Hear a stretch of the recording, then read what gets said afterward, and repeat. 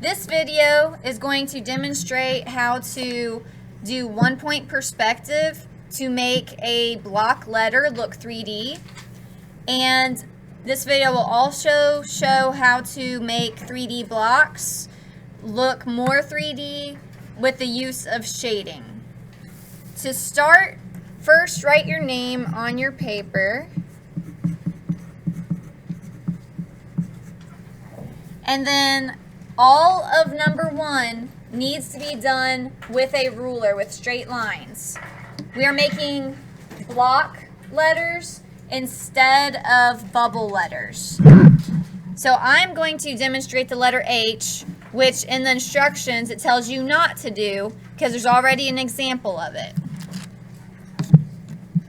If you don't know how to make a block letter, one simple thing you can do is lightly sketch out your letter and then with your ruler go around it with straight lines, and then when you change direction make sure you have that corner,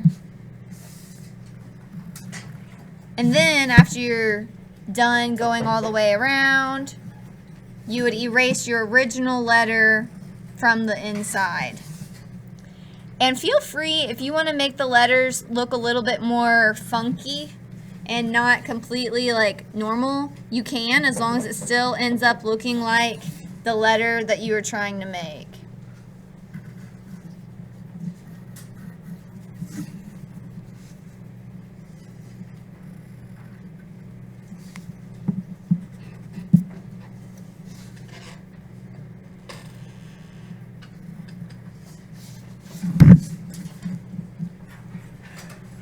Okay, just about done with that. And now I'm going to erase my extra sketch lines. And now, after making your block letter, you will need to determine where you want the vanishing point to be. In this sample, the vanishing point was in the top right-hand corner, but it could be off to the left side. It could be up high, it could be down low. You get to determine this. Andrew? I didn't get paper.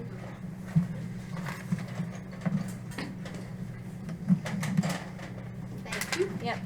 Okay, so I'm going to put my vanishing point off to the right, and then you'll be able to see how much different it looks from this one where it's in the top right. Just by putting that vanishing point lower down, it completely changes how it looks. So now, I'm going to line up the corners of my block letter that are closest to the vanishing point because those are the easiest corners to draw. And in 1-point perspective, it's supposed to look like things that are closest to you will be larger, and as things get farther away toward that vanishing point, it'll look like they are getting shorter or smaller. So I did the easiest corners first. And now, some of these corners you will not be drawing a perspective line from. For example, if you tried to do it from this inner corner, it would immediately be going into your block letter, and you are not to draw any lines inside of your block letter. So if it starts to do that, just don't draw it at all. Just ignore that corner and go on to the next. This one would do the same thing. That one does the same thing. This one would do the same thing. This one, I can actually draw it. But you'll see I can only draw it for a certain amount of time before it hits the block letter.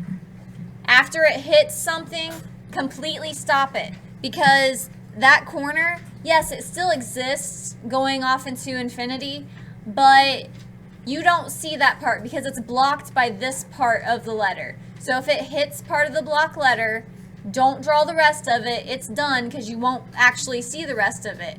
The only way you would see that corner is if your block letters were glass, and then that's a lot more difficult to draw. Okay, I can't do either one of these.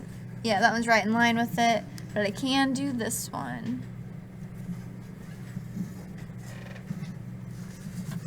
Okay, so you can tell how this one looks a lot different from this one. I don't see the tops of the H when the vanishing point is down here. I still see this tunnel. I'm not seeing the line from this one that was angled up because it's going straight even with that vanishing point. So this only has 1, 2, 3, 4 perspective lines, when this one had 1, 2, 3, 4, 5, 6, 7. So if you place your vanishing point in a good spot, it can save you work. Now, going on to shading, it says, shade the blocks below to show how the light hits each of them. You do not need to make a shadow on the ground, just shade the blocks.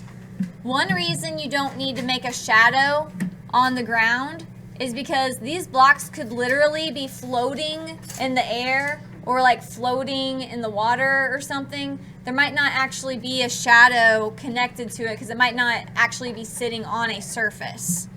So I'm going to do this first one. If the light is coming from this side, this wall here on the block is facing the light, so it would stay the lightest. I could shade it really light or just leave that one white. I'm just going to leave it white.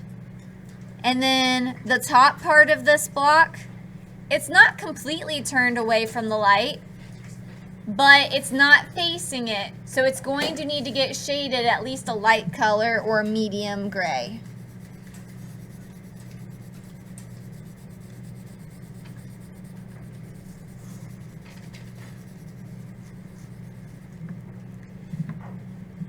When we do the actual project, I'm not going to have you guys shade the fronts of the letters, the parts that look like they're facing you. You would get the freedom to be creative and make some type of design or something on there. So don't worry about shading this part. You don't have to decorate it. I'm just putting that on there so you realize for the actual project, you'd be doing your own creative freedom on the front of it. Going on to this block, the top of it is facing the same way that this other one was, so that top should be shaded the same as that top. The same value.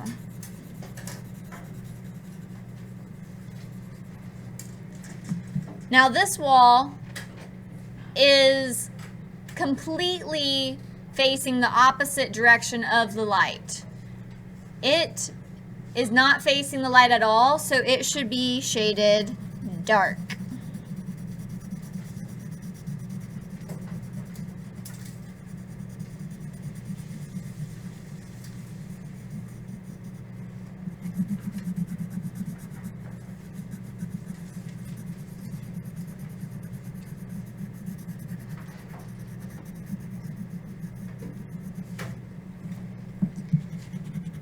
Okay, so looking at this, we have a wall that is completely light, a wall that is more medium, and we have a wall that's really dark. If you had, like with this H, you have like a tunneled area, a lot of times in that tunnel, it's going to be really dark the farther you are in the tunnel, and it's going to be lighter the closer you are to the entrance of the tunnel. So you don't have to shade this letter, but maybe for practice before you get to start your final artwork, maybe you'd want to practice making it dark really deep inside of the tunnel and then have it slowly get lighter as you get to the entrance of the tunnel.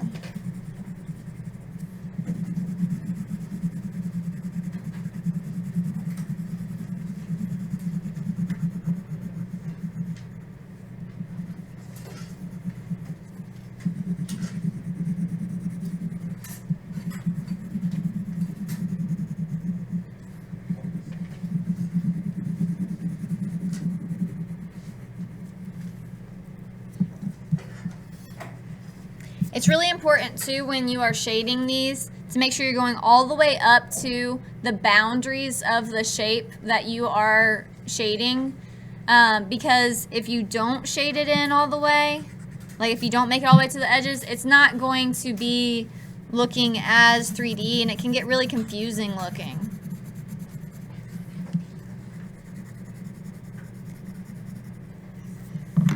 Any questions about shading? Yes, Andrew. So, the closer up is the darker?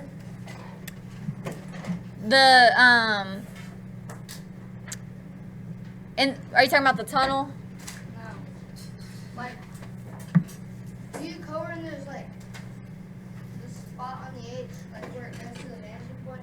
This area? Yeah. Yeah. So if you had the light coming from this direction, then it would be just left light. But if the light was coming from the opposite direction, then this would be getting completely shaded dark. You can have a variation in it, like the tunnel has a variation of shading if you want to, I messed up then. but I am just wanting you to do one shade per wall or surface, I guess. And that would be depending on where the light should be touching the object.